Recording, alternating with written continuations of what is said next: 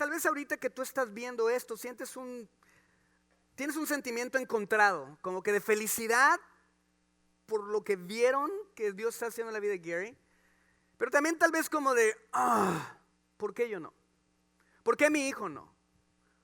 ¿Por qué mi hija no? ¿Por qué mi matrimonio no? ¿Por qué yo no puedo pararme ahí y dar testimonio de las grandiosas cosas que Dios está haciendo en mi vida? ¿Por qué yo no?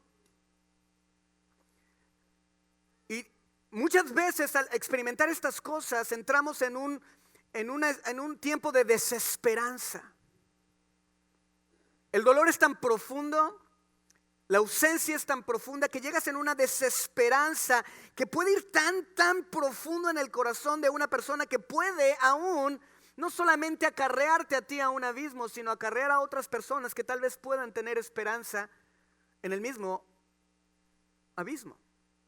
Hay gente que te ha rodeado, hay gente que está contigo, hay gente que tal vez tú has estado con ellos en medio de su desesperanza, y llega un momento en donde tantas razones te dan del por qué están tan abatidos, tan deprimidos, tan tristes, que tú llegas a pensar y dices, pues sí, tienen razón. Tienen razón de sentirse así. Y tú, la verdad que le puedes traer de Cristo, la palabra de Dios que le puedes traer, llega un momento en donde tal vez tú empiezas aún a dudar. Y eres acarreado a ese momento. Ahorita platicando con Bianca me encantó una frase que leyó en un libro y me encantó. Dice, hay cristianos que llevan 25 años siendo cristianos, pero tienen la experiencia o han experimentado a Dios lo que equivale a un año y solamente han repetido ese año 25 veces. Yo creo que Dios quiere que salgamos y que seamos una iglesia empoderada, que seamos una iglesia que vivamos sobrenaturalmente, que seamos una iglesia aguerrida, una iglesia valiente, una iglesia que se levante a pesar de las circunstancias, confiando en el Señor, en el consumador de nuestra fe. Yo creo que Dios necesita y Dios quiere que tú y yo nos levantemos. ¿Para qué? Para que le representemos como la iglesia que Él nos diseñó para que fuéramos. Todos sabemos lo que es atravesar estos tiempos difíciles, ¿verdad? Todos hemos estado ahí. Hemos pasado tiempos donde no hay esperanza, donde tal vez buscas la luz y lo único que encuentras es tinieblas, donde tal parece que tu vida no está funcionando. Hay algo que está mal, donde pareciera que ese Dios en el que has creído no es un Dios real, sino que es una fantasía que has generado en un deseo de que algo suceda en tu vida y por fin la cambie. Se ha convertido en un sueño, en una fantasía, y tú dices que yo me aferro a ese deseo, pero vienen dudas y viene desesperanza. Todos sabemos lo que se siente atravesar este tipo de circunstancias, esas tormentas circunstanciales, emocionales, teológicas. Todos sabemos lo que se siente pasar por ahí, donde el dolor de la realidad es tan grande que tal parece que no hay nada que pueda sanarlo. Ese es el contexto de lo que estaban viviendo dos de los discípulos de Jesús cuando Jesús viene e interviene y les ayuda a creer, y les ayuda y les da la clave para que ellos puedan no solamente tener información, sino tener experiencia en su vida, que no solamente lean de la palabra y tengan conocimiento acerca de la palabra, sino que empiecen a experimentar la palabra de Dios en sus vidas. Dios quiere que tú experimentes lo sobrenatural, no como algo que pasa esporádicamente. Dios quiere que experimentes su intervención sobrenatural en cada día de tu vida. Dios quiere que tú vivas de una forma en donde tal vez donde no veas luz, donde no veas esperanza, puedas ver la intervención divina de Dios desde el cielo, trayendo paz y trayendo esperanza en tu vida. Dios desea eso. Dios desea que esa sea la norma en nuestra vida, en la vida de la iglesia. Cuando estos discípulos se encuentran en esta depresión, en esta tristeza, Jesús acaba de morir y ellos están caminando, dejaron todo lo que Jesús les había dicho y ellos empiezan a caminar hacia su casa, empiezan a caminar hacia Emaús, y lo podemos ver en ese versículo. En Lucas, en el capítulo 24, versículo 13 al 17, dice que en aquel mismo día dos de ellos se dirigían a un pueblo llamado Maús, a unos 11 kilómetros de Jerusalén.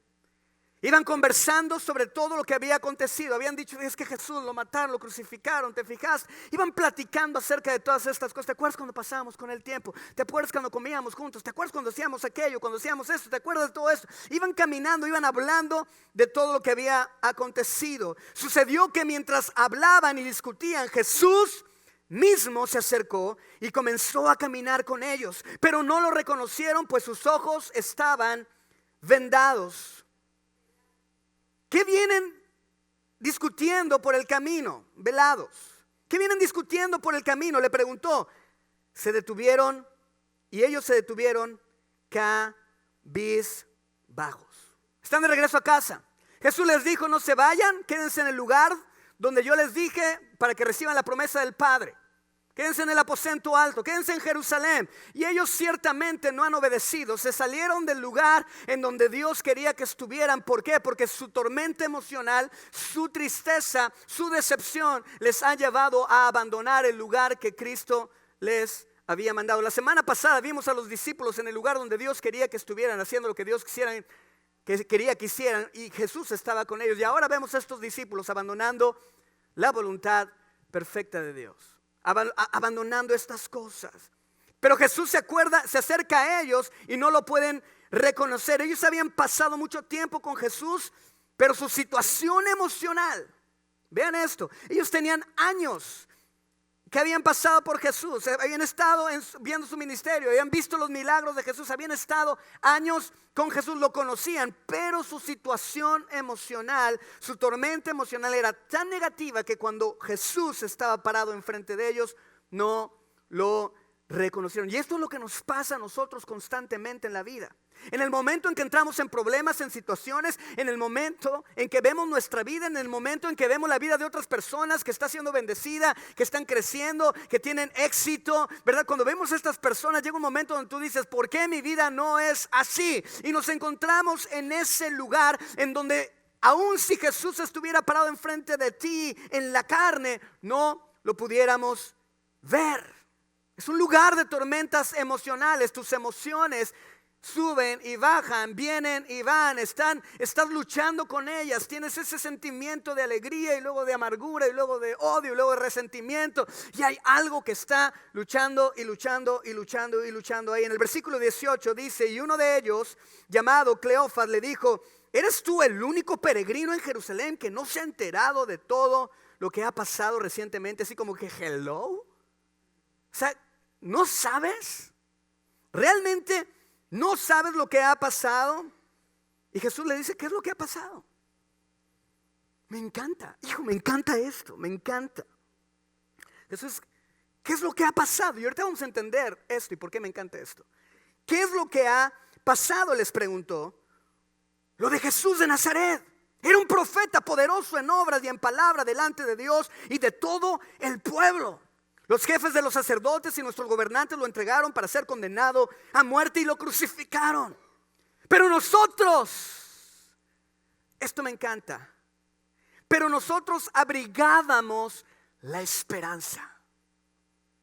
Nosotros abrigábamos la esperanza. Tal vez durante todos estos años que llevas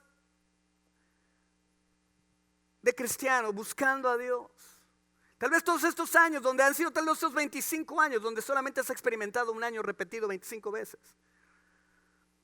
Tal vez esos años que tú has pasado, has abrigado una esperanza. Tal vez un día, tal vez un día, tal vez un día, tal vez voy a abrigar la esperanza. ¿Y qué era lo que ellos abrigaban? Tenían la esperanza de que tal vez cambiaría su familia. Yo, Señor, yo abrigo la esperanza, creo y tengo la confianza de que tal vez un día arregles mi matrimonio, arregles mi vida. A lo mejor algún día tú me vas a sanar, a lo mejor algún día tú vas a arreglar mi matrimonio, pero nada ha pasado.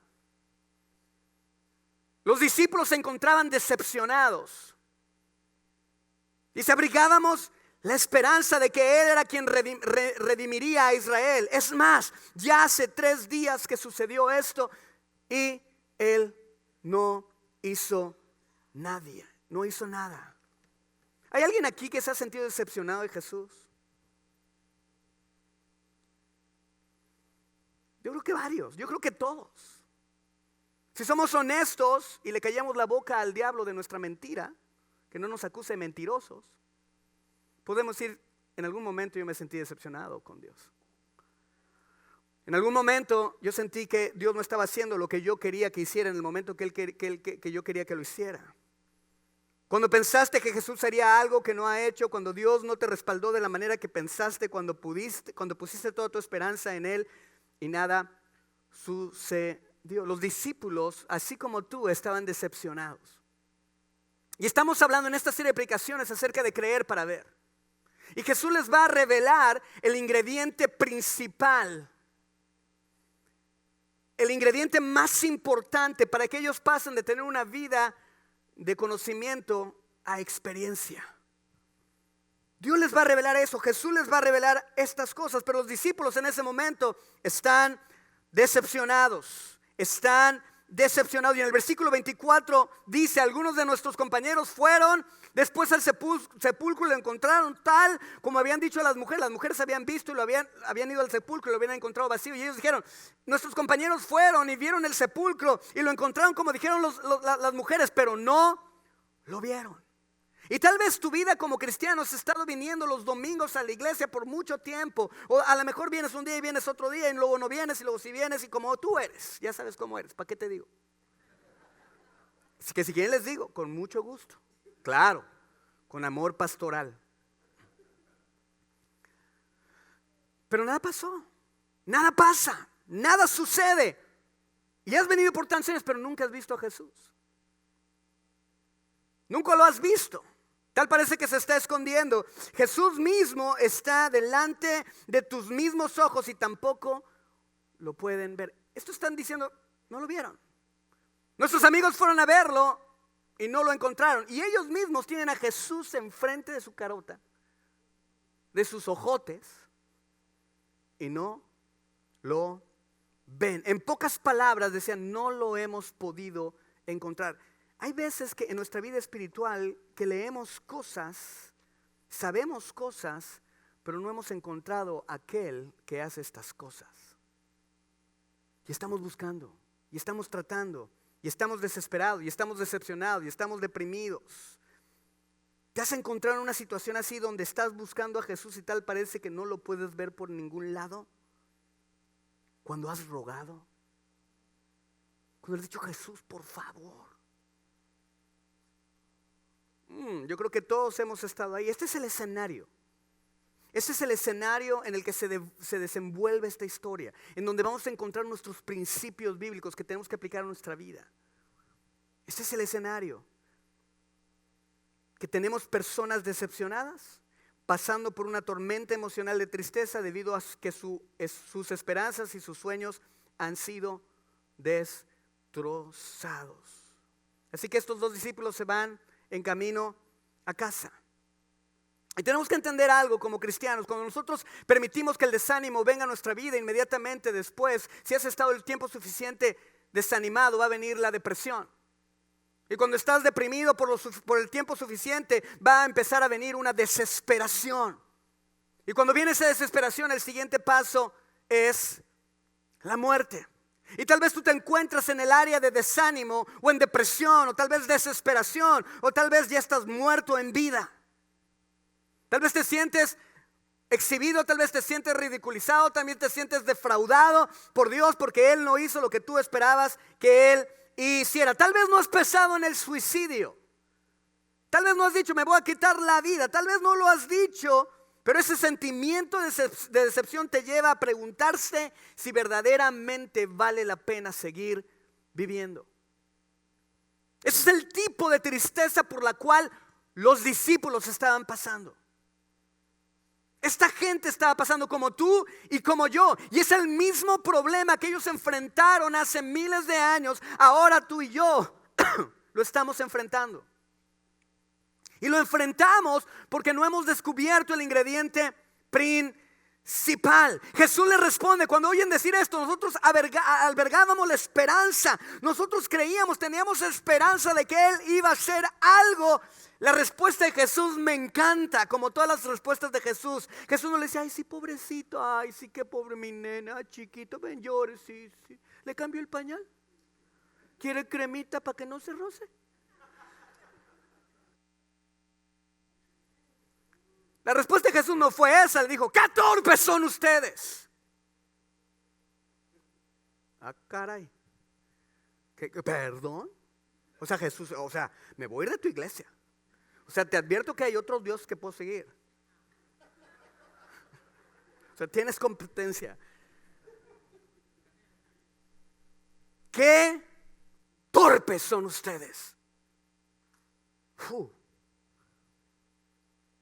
Yo creo que tal vez hoy en día Jesús nos está diciendo aún hoy a su iglesia: qué torpes son.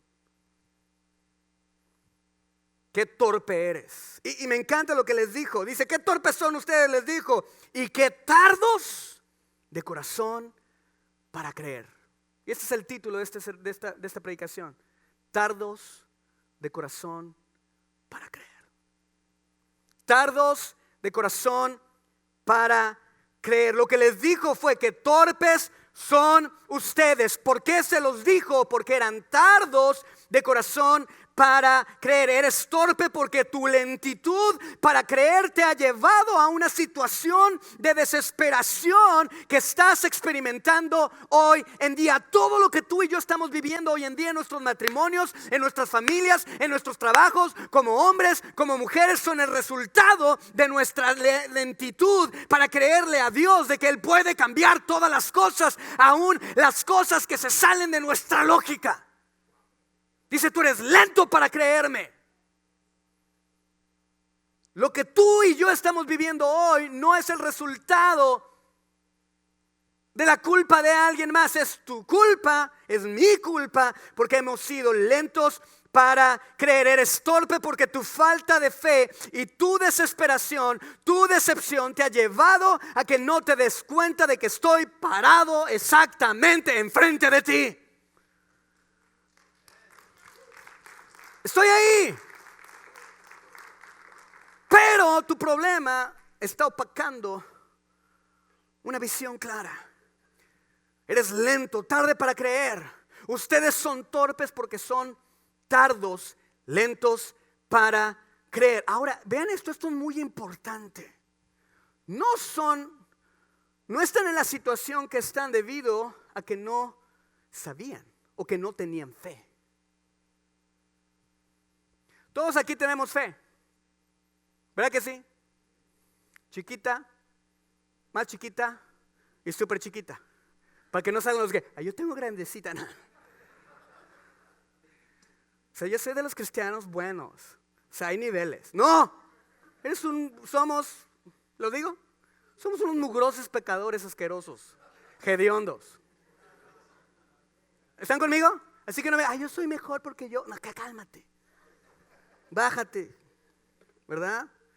Bájenle, así tú, no me toques, no, cálmate. ¿Están conmigo? ¿Están conmigo? ¿Sí? Dice: eres tardo para creer. Tardo, no tarado, ¿qué? Tardo. Eres tardo para creer, eres lento para creer. No es porque no tenían fe, sino porque eran lentos para creer. Su lentitud para creer había generado su decepción. ¿Cuántos de ustedes salen de este domingo o del domingo pasado salieron diciendo: wow, qué impresionante palabra, wow, Dios me revolucionó, Dios hizo, wow? ¿Cuántos salieron de ahí? Y salieron del estacionamiento y estaban peleando con la esposa. Yo los vi.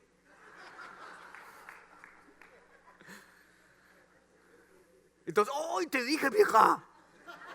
Hay que esperarnos hasta la vuelta. Ese pastor está chiquito, pero sí tiene buen ojo. Claro, uso lentes para leer, no lentes para ver de lejos. Así que si quieren hacer algo, pues háganlo de cerquita y así no me doy cuenta. No es cierto. Pero ¿verdad que sí? Recibimos una promesa de Dios tan impresionante, tan gloriosa, que puede cambiar nuestra vida de una vez y para todas y para siempre. Puede hacer un breakthrough en tu vida, puede cambiarte, puede hacer un parteaguas en tu vida, un antes y un después. Y sales y porque eres lento para creer en la promesa, te la roban. Te la roban.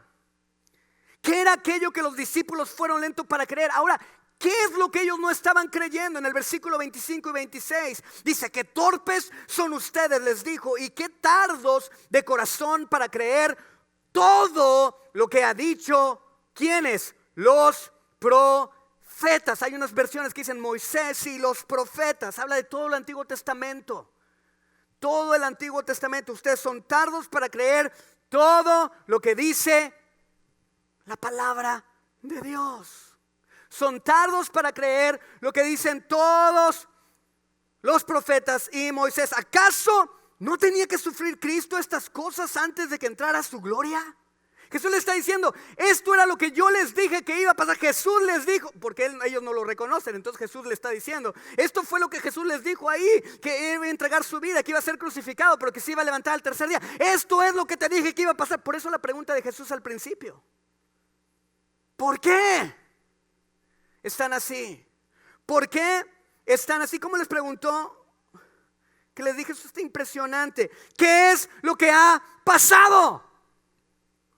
Pues no te dije que eso iba a pasar. No te dije que en el mundo tendréis aflicciones, pero que confíes, yo he vencido al mundo. No te dije eso. ¿Qué es lo que ha pasado? Es que tengo aflicción. Pues yo te dije. Pero es que pues yo te dije que yo voy a estar contigo todos los días de este mundo hasta el fin. Pero es que ¿qué? Pero es que, ¿qué ha pasado? No es necesario que esto pasara, que Cristo tuviera que sufrir estas cosas antes de entrar a su gloria. Eres torpe porque eran torpes porque no estaban tomando la palabra de Dios seriamente. Toma, chango, tu banana. Agarra tu Biblia. ¿La tomas seriamente? Cuando vienes el domingo lo oyes y dices, esto es mi ley, esta es mi verdad. O, sí, ya vine a la iglesia, ya palomita, ya mi novia me vio que vine. Ay, ya que vea que soy bien santo. Cuando me case ni crea cuernos. Ay, es que ya es el novio, pues es que no hay otro. Claro que sí hay otro.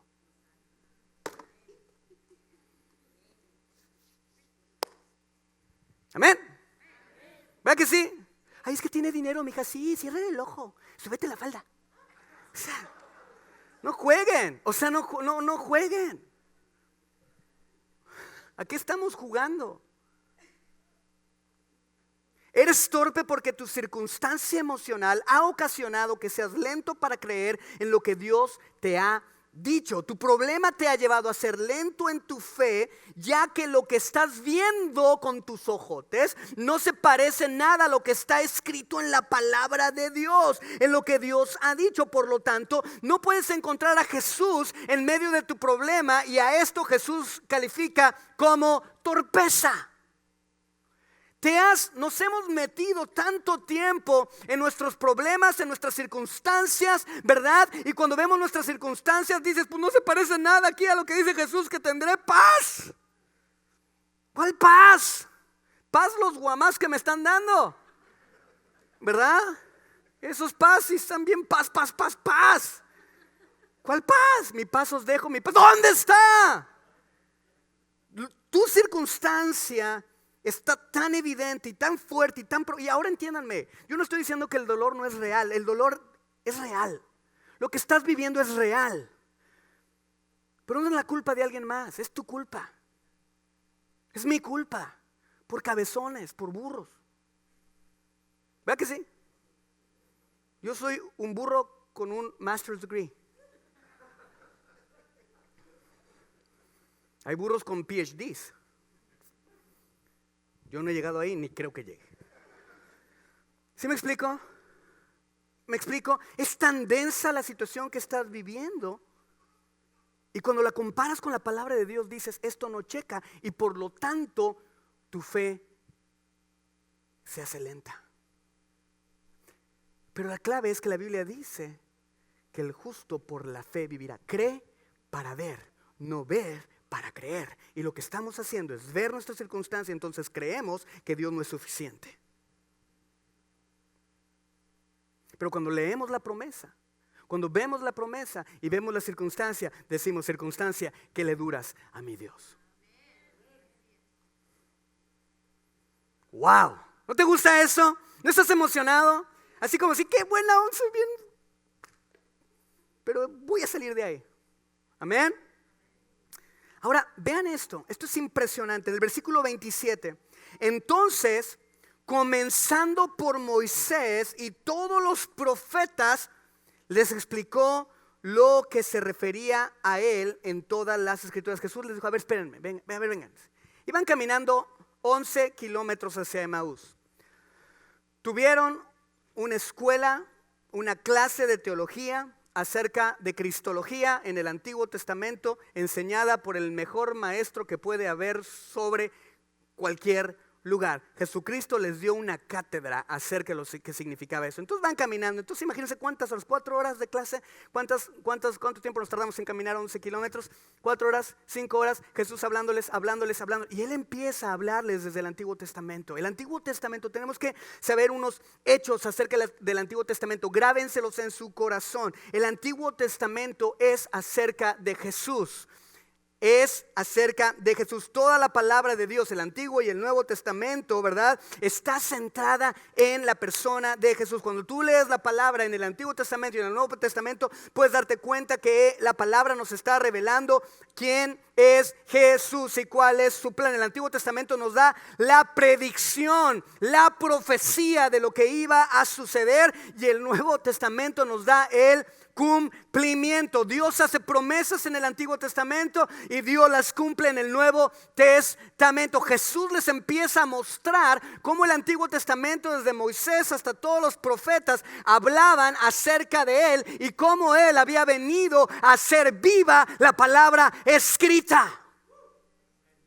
Ahora en este momento estos jóvenes, estos discípulos están teniendo una confrontación, están siendo revelados. No solamente le está siendo explicada, no solamente la palabra escrita, sino que la palabra viva, consumada, les está explicando la palabra escrita, inspirada por Dios. Jesús les está diciendo, ahora la palabra escrita se ha hecho carne y esta carne te ha venido a dar vida.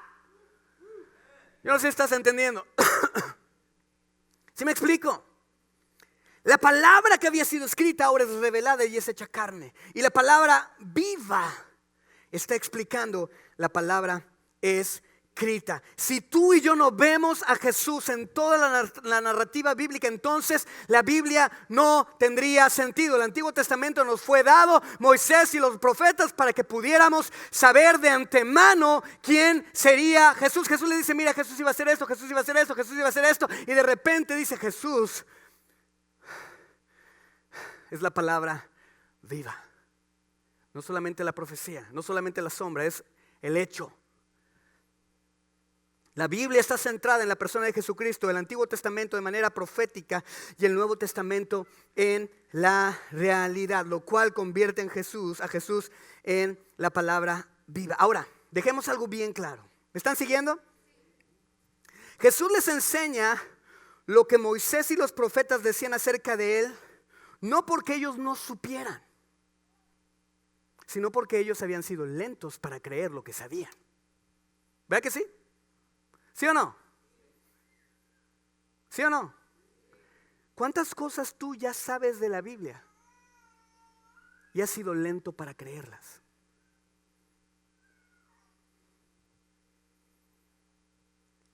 Ellos ya sabían acerca de Moisés y los profetas, de lo que ellos decían. El pasaje dice que ellos eran lentos para creer lo que los profetas habían dicho. No era que no lo supieran, el problema era que eran lentos para creer. Esto fue lo que generó su tormenta emocional.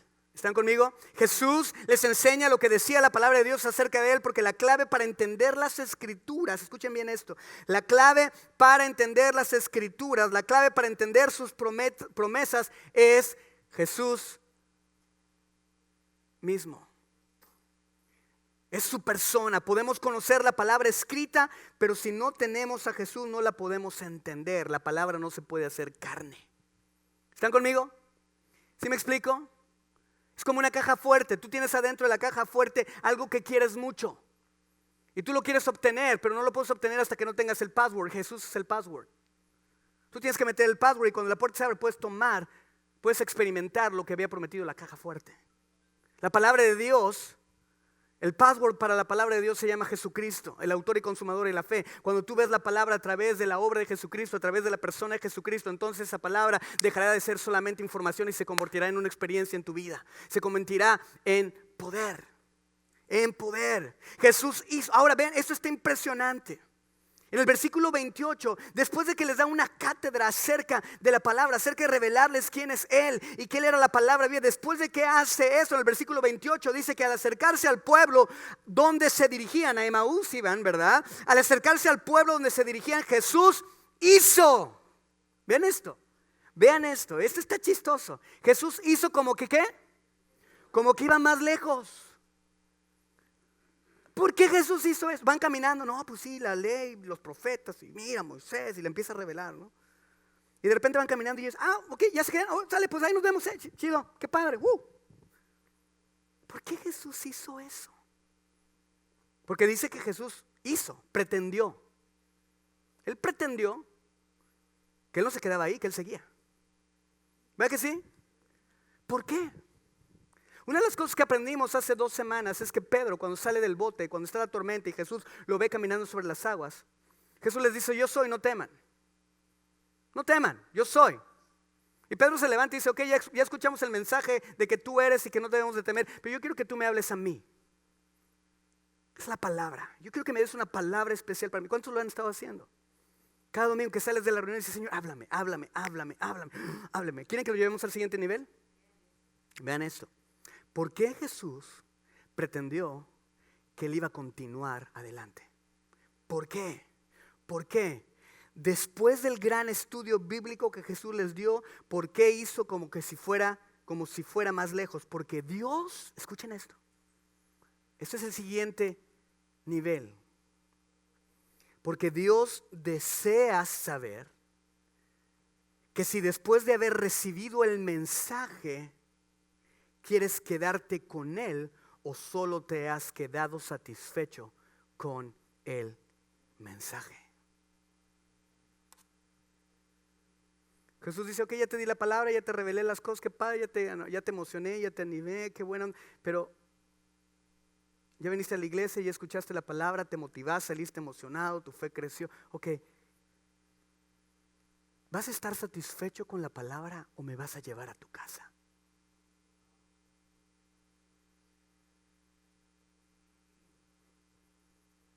¿Soy importante para ti como persona o solo mi mensaje?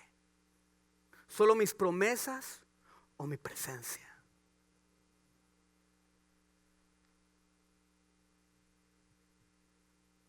Lo que cristaliza la promesa no es la palabra en sí, sino aquel que dijo la palabra. Amén. Amén. Cuando yo empecé a estudiar teología, yo venía de ser muchos años cristiano y empecé a estudiar teología y hubo cosas que me maravillaban y me siguen maravillando. Cuando empecé a estudiar decía, wow, qué grueso. Yo soy una persona que me encanta pensar aunque no parezca. Sí pienso, en el baño generalmente o en mi bicicleta. Sentado es cuando pienso. ¿Ya se dan cuenta? Ok. Y me encanta pensar, me encanta analizar, me encanta descubrir las cosas.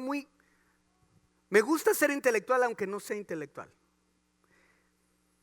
Y cuando empecé a estudiar teología, empecé a ver cómo la teología se conectaba una cosa con otra cosa y este libro con este libro y Dios decía esto y se cumplía acá y cómo había una perfección impresionante, increíble, impresionante. Entonces yo empecé a darme cuenta finalmente que Dios era inteligente. Ya sé, todos sabemos que Dios es sabio, ¿verdad que sí? Pero en ese momento fue algo personal. Así como que Dios dijo, ¿qué tal? Soy bien inteligente, ¿no? Y yo, no juegues, sí. ¿Sí, no? Fue algo bien padre, yo sé que suena bien tonto, pero fue algo muy real para mí. Entonces mi relación con Dios empezó a basarse en lo intelectual. Y empecé a crecer y empecé a aprender y empecé a estudiar la palabra y empecé a leer libros y comentarios y empecé a escuchar grandes hombres que me encanta cómo predican. Y empecé a decir, wow, qué impresionante está esto. Y una vez, estando en el carro, iba orando y me acordé de una película que había visto. Y en esa película yo podía ver la sencillez de Dios. ¿Cómo puede ser un Dios tan complejo pero a la vez tan simple? Tan santo pero a la vez tan lleno de gracia. Tan lleno de ira contra el pecado, pero tan lleno de amor. Y empecé a ver estos contrastes. Y cuando yo empecé a ver esa simplicidad en Dios, Dios me dijo, qué bueno. Yo sentí que Dios me habló y me hizo entender, qué bueno que te apantalles de que soy inteligente. Qué bueno que te guste que yo soy sabio. Qué bueno que te encanta conectar las partes de la Biblia una con otra y otra con otra. ¡Qué padre! Pero no se te olvide que al final del día lo que quiero es estar contigo. Yo había hecho a un lado la presencia por el intelecto. Y debido a que tenía intelecto, pero no tenía presencia, no tenía experiencia. Esto es lo que Jesús está haciendo. Voy a pretender que me sigo a ver qué quieren. A ver qué quieren. Mucha gente viene a la iglesia a escuchar la palabra y no le importa a Jesús. Ellos quieren una respuesta para su problema. Ellos quieren los pasos, los principios que tienen que aplicar para que su matrimonio se arregle, para que su familia trabaje, para que les vaya bien, para que prosperen. Ellos quieren pero no les importa a Jesús. Y tal vez tú eres uno de ellos.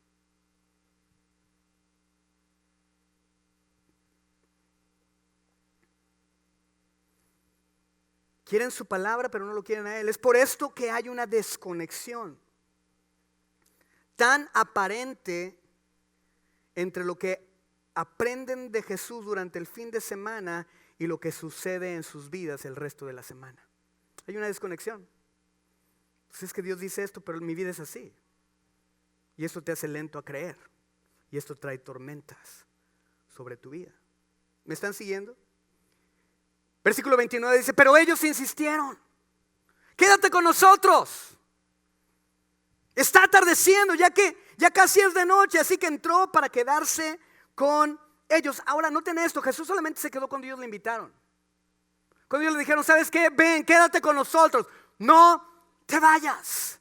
Y esa es la actitud que tú y yo tenemos que tener como iglesia. Jesús, wow, gracias por hablarme tu palabra. Gracias por darme una palabra especial a mí. Gracias por estar en el bote junto conmigo. Gracias porque tú vas a terminar la buena obra que empezaste en mí. Gracias, Señor, pero lo que más quiero es que tú estés conmigo. Quédate conmigo, quédate en mi vida. Me importas más tú que cualquier cosa. Hay gente que se enoja con Dios porque dices, porque Dios no haces lo que yo quiero, porque Dios no vino, Jesús no vino para hacer tu voluntad, Él vino para hacer su voluntad. Y tienes que confiar en una cosa preciosa, iglesia: el plan de Dios es agradable y es perfecto. Tienes que basar tu fe en dos verdades: Dios es bueno y Dios quiere lo mejor para ti. En medio de estas dos cosas van a suceder muchas cosas que no vas a entender, van a suceder muchas cosas que van a tratar de mover tu fe, van a suceder muchos problemas, muchas tristezas, muchas decepciones, muchos problemas, pero tienes que entender que Él es bueno y que Él tiene un plan para ti y que su plan es agradable y perfecto, y que si no se hace tu voluntad, su voluntad será hecha y es mejor y es más grande y es para el beneficio no solamente tuyo, sino para toda la tierra, para toda la humanidad. Eso es lo que ayuda, es lo que hace que el reino de Dios se establezca. Tienes que entender que aún tu deseo más puro de que alguien se sane, de que alguien sea libertado, de que alguien deje las drogas, hay un plan de Dios. Y no te toca a ti decir cuándo ni cómo. Si nosotros entendiéramos eso, viviríamos en tanta paz. Señor, ayúdanos. Ayúdanos a entender que no es lo que yo quiera. ¿Por qué crees que hay tantas iglesias llenas cuando les dicen, no, tú pídele, tú mira que Dios te va a dar? ¿Por qué crees que se llena tanto? Porque es gente que quiere la palabra pero no quiere a Jesús.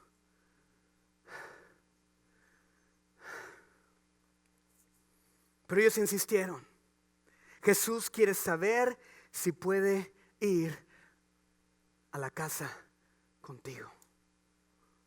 Hoy, cuando salgas de aquí, dile: Jesús, vente, ven Jesús. Es que tengo que hacerla, voy a ver el partido, voy a hacer unas carnitas, voy a hacer unas hamburguesas. No, me voy a echar una jeteada ahorita que llegue. Está bien, pero llévate a Jesús contigo.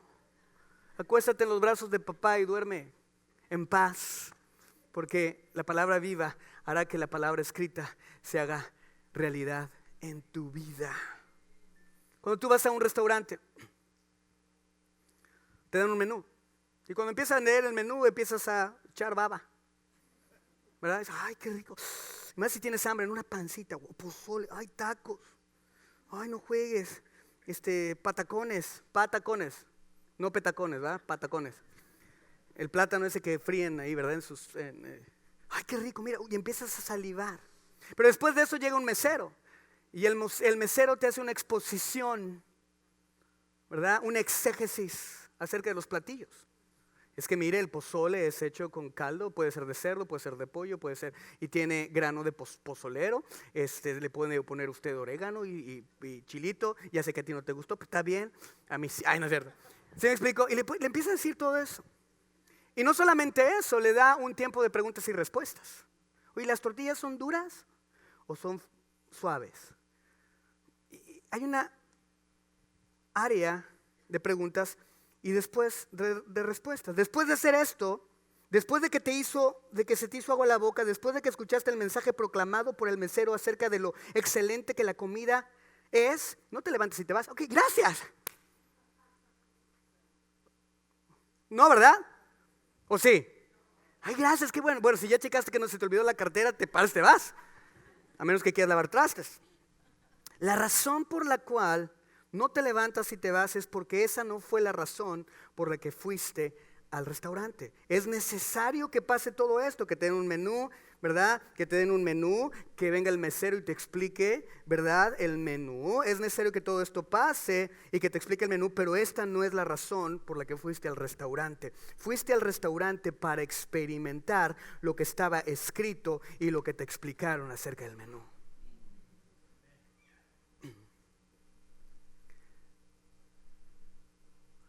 Tú estás aquí para experimentar a Dios. El plan de Dios es que tú le experimentes, no que te llenes la cabeza de información.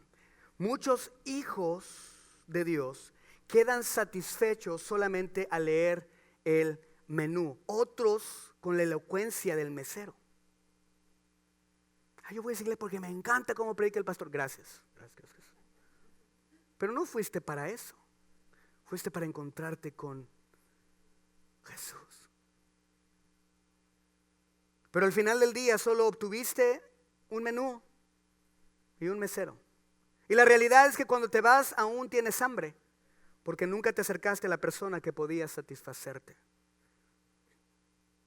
Dios quiere que lo experimentemos en todas las áreas de nuestra vida. Dios quiere que lo conozcas como el Salvador, como el Sanador, como el Rey, como el Señor, como tu estandarte, como tu principio, como tu fin. Dios quiere que le conozcas como el proveedor. Dios quiere que le conozcas como aquel que puede cambiar todas las cosas. Dios quiere que le experimentes. Dios quiere hacer todas estas cosas. Dios quiere que le invites a ir a tu casa para que entonces no seas tardo para creer. Para que Él vivifique la palabra y dejes que las circunstancias que distan mucho de lo que Él nos ha prometido nos controlen y desaten tormentas emocionales y teológicas en nuestras vidas. Él quiere que le experimentes. Hemos aprendido a decirle: Jesús, háblame. Hemos aprendido a pedirle una palabra especial. Ya escuché el mensaje, pero para todos, pero ahora háblame a mí personalmente. Pero hay más. Ahora tenemos que pedirle que vaya a casa con nosotros, que se quede con nosotros, porque al final del día lo que más queremos es a Él por arriba de cualquier cosa, de cualquier deseo. Jóvenes, ¿qué están pidiéndole a Dios? ¿Qué decisiones están tomando ahora que se van a estudiar al college? Estás preguntándole a Dios: Dios, ¿quieres que vaya allá? ¿Quieres que me cambie aquí? ¿Quieres que tome esta decisión? ¿Quieres que no tome esta decisión? Sí, Dios necesita que lo contemples y lo pongas primero en todas las decisiones que tomas. ¿Por qué? Porque Él te va a ayudar a guardar tu camino. Él lo va a enderezar y Él te va a poner en el lugar perfecto donde Él quiere que estés. No solamente con su presencia, sino experimentando lo sobrenatural en tu propia vida, para que entonces te levantes y des testimonio de que Dios es un Dios que puede hacer todas las cosas, que no solamente lees acerca de Él, sino que lo puedes sentir. Eso es lo que Dios quiere que hagamos. Eso es lo que Dios quiere que tengamos. Cuando los discípulos hicieron le reconocieron. Le reconocieron. Dice, luego estando ellos en la mesa, en el versículo 30, tomó el pan y lo bendijo y lo partió y se los dio. Entonces, cuando entraron en comunión, sus ojos fueron abiertos y le reconocieron, pero él desapareció. Cuando tú tienes problemas legales, tú no necesitas un libro de la ley, necesitas un abogado. Cuando te están asaltando, tú no necesitas un ratero, necesitas un policía. Cuando estás enfermo, tú no necesitas un libro de medicina, necesitas a un doctor. Cuando necesitas que lo que está escrito sea real para cambiar tus circunstancias, Dios no solo quiere darte un libro, Él quiere darte una persona basada en este libro para cambiar tus circunstancias. Hasta que no entendamos esto, nuestras decepciones seguirán gobernando nuestras vidas. La palabra de Dios es hermosa, pero necesitas la presencia de Dios vivificando su palabra. Los fariseos conocían la palabra, pero estaban secos y nunca reconocieron a Jesús. Tal vez tu problema como iglesia o tu problema como cristiano es que has venido por años y años y años a la iglesia y nunca has experimentado a Dios. ¿Por qué? Porque no le has podido ver. Porque vienes, te conformas con el menú, te conformas con la exposición acerca de lo grandiosa que es la comida, pero nunca te llevas a Jesús a tu casa y le obedeces y te sujetas. 3 cosas pasaron cuando los discípulos lo invitaron a la casa. Le reconocieron, empezaron a ver las cosas de una manera diferente. Lo tuvieron cara a cara y no veían. Cuando estás en tus circunstancias, en problemas, cuando estás en esa tormenta y está Jesús parado enfrente de ti, cuando tú vienes, lo invitas a casa, cuando tienes una relación con Él, cuando vienes con Él, cuando platicas con Él, cuando estés delante de Él, lo vas a reconocerlo, vas a empezar a ver las cosas de manera diferente, vas a ver las cosas de manera diferente. Tu problema ya no será tan grande como pensaste que era, ya no será tan imposible como pensaste que era, ya no será tan frustrante como pensaste que lo era, porque ahora estás viendo a Cristo, el autor y consumador de la fe. Número 2, empezaron a tener emociones diferentes, sintieron diferente. En el versículo 32 dice, se decían el uno al otro, ¿no ardía tu corazón mientras conversaba con nosotros en el camino y nos explicaba las escrituras? ¿No sentías algo en tu corazón cuando eso estaba pasando? Ellos estaban deprimidos, estaban tristes, desanimados, desconsolados. Al principio, cuando iban caminando, Jesús les dice, ¿qué pasa? Dice que estaban mirando hacia abajo, que estaban cabizbajos. Y ahora vemos a 2 discípulos llenos del fuego de Dios diciendo, wow, ¿sentiste eso? Ese era Jesús. Si es cierto que resucitó, eso que dijeron las mujeres, si es cierto, está vivo, si es real, ¿lo viste? ¿No sentías tu corazón como ardía? Luego se sentía bien cañón, así bien pum, pum, pum, pum, pum, pum, pum. ¿Cuánto les ha pasado así a ustedes cuando salen de la reunión y dicen, no juegues? En la semana después del domingo me habla una persona a la casa, por favor háblame cuando tengas tiempo, le hablo. Oye, es que mira, está pasando esto y sí es cierto, mira qué grueso.